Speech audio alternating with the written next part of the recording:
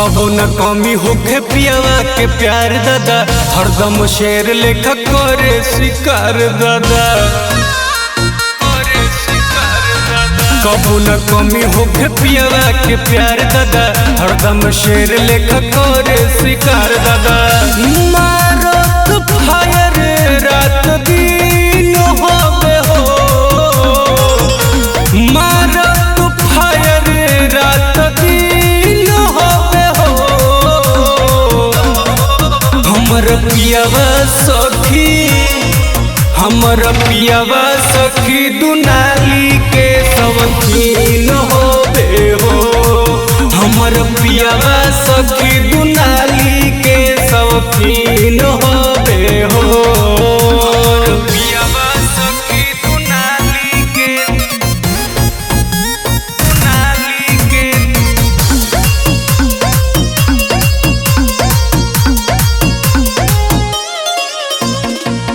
मिलते मौका न चूके, खड़ रखे बंदूके। मार जब फायर देखी करे जाओ कुहके, मिलते मौका न चूके, खड़ रखे बंदूके। मार जब फायर देखी करे जाओ कुहके। काम कही कैसन करत सीन हवे हो, काम कही कैसन करत सीन हवे हो। हमर पियावा सखी, हमर पियावा सखी दुनाली के शौकीन होवे हो। हमर पियावा सखी दुनाली के शौकीन होवे हो। हमर पियावा सखी दुनाली के, दुनाली के।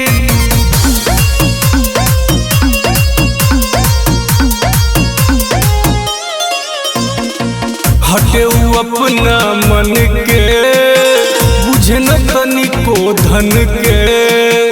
चर्चा बाटे सगर हो विजय गर्दा गुडन के, विजय गर्दा गुडन के। हटे अपना मन के, बुझे न तनिको धन के। चर्चा बाटे सगर हो विजय गर्दा गुडन के। लूंगी गमछिया में लागत अफीम होवे हो, लूंगी गमछिया में लागत अफीम होवे हो। हमर पियावा सखी, हमर पियावा सखी दुनाली के शौकीन होवे हो। हमर पियावा सखी दुनाली के शौकीन हो।